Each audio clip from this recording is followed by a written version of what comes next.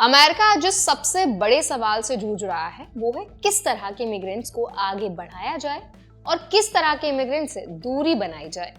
ये सब्जेक्ट सिर्फ इमिग्रेशन का नहीं बल्कि अमेरिका के फ्यूचर इकोनॉमी, इनोवेशन और वर्कफोर्स स्ट्रेंथ से जुड़ा है। और इसी में एक अहम बात सामने आई है कि इंडियंस वो इमिग्रेंट्स हैं जिनकी अमेरिका को जरूरत है। इस वीडियो में आज हम जानेंगे कि आखिर इंडियंस को हाई वैल्यू इमिग्रेंट्स क्यों माना जाता है, अमेरिका की इकोनॉमी और इनोवेशन में इंडियंस ने क्या क्या बदलाव किए, ट्रंप एडमिनिस्ट्रेशन या फ्यूचर पॉलिसीज में इसका क्या असर दिख सकता है, क्या ये ट्रेंड सिर्फ टेक तक लिमिटेड है या हर फील्ड में इंडियंस का रोल है, और आखिर में इंडिया से जाने वाले स्टूडेंट्स और प्रोफेशनल्स को किन बातों का ध्यान रखना चाहिए ताकि वो इस अपॉर्चुनिटी को सही तरीके से यूज कर सके। तो आइए इस वीडियो में इन सारी चीजों पर डिस्कशन करते हैं। हाय, मेरा नाम है वर्षा दुबे और आप मुझे देख रहे हैं एनबीटी टेक एड पर। अमेरिका की बात करें तो वहां इमिग्रेशन डिबेट हमेशा से डिवाइडेड रही है। कुछ लोग मानते हैं कि इमिग्रेशन जॉब्स छीनेगा, जबकि दूसरी तरफ एक्सपर्ट्स कहते हैं कि कई सेक्टर्स इमिग्रेशन के बिना चल ही नहीं सकते। इंडियंस इस डिबेट में एक इम्पॉर्टेंट एग्जाम्पल है क्योंकि इंडियंस आमतौर पर हाईली एजुकेटेड होकर जाते हैं, स्टेम फील्ड्स में स्किल्ड होते हैं, इंग्लिश कम्युनिकेशन ऑलरेडी स्ट्रांग होता है और सबसे बड़ी बात यहाँ माइंडसेट लॉन्ग टर्म ग्रोथ वाला होता है। ये सिर्फ बात नहीं, ये डेटा से प्रूव होता है। अमेरिका में 70% से ज्यादा इंडियन इमिग्रेंट्स कॉलेज एजुकेटेड हैं। Indian origin professionals tech, health care, research, finance, public policy हर जगह की लीडरशिप रोल्स में हैं और वो सिर्फ जॉब नहीं करते, कंपनीज बनाते हैं, लोगों को हायर करते हैं।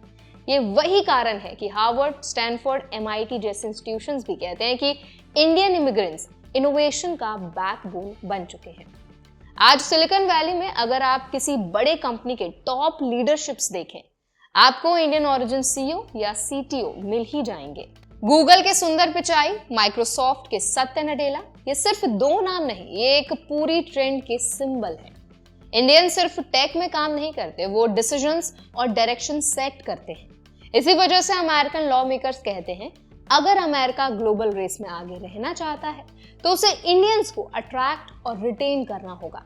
आने वाला US पॉलिटिकल एनवायरनमेंट इमिग्रेशन पर और स्ट्रिक्ट हो सकता है।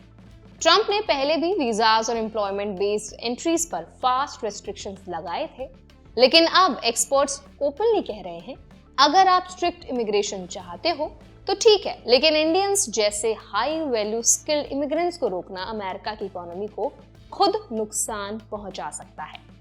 यानी बात साफ है, अमेरिका को अगर कटौती करनी है तो अनकंट्रोल्ड इमिग्रेशन पर करे, लेकिन टैलेंट आधारित इमिग्रेशन को नहीं।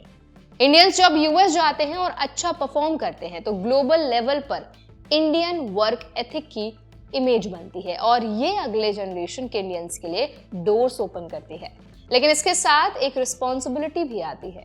इंडिया से जाने वाले स्टूडेंट्स और प्रोफेशनल्स को ये समझना चाहिए कि US अब मेरिट, स्किल्स और जेन्युइन प्रोफाइल्स को सबसे ज्यादा इंपॉर्टेंस दे रहा है। तो ध्यान रखें, fake job offers, consultancy shortcut से बचें, प्रोफाइल में अननेसेसरी एग्जैजरेशन मत करें, skill based certifications real projects के साथ रखें, नेटवर्किंग और प्रोफेशनल एथिक्स मेंटेन करें क्योंकि आने वाले रिफॉर्म्स में वेरिफिकेशन और कंप्लायंस बहुत स्ट्रॉन्गर होने वाला है। इस पूरे डिस्कशन का मेन जो भी सीख है वो यही है कि इंडियंस की ग्लोबल रेपुटेशन स्ट्रॉन्ग है, इसे बनाए रखना हमारे हाथ में है। अमेरिका सिर्फ इमिग्रेशन नंबर्स नहीं देख रहा, क्वालिटी देख रहा है।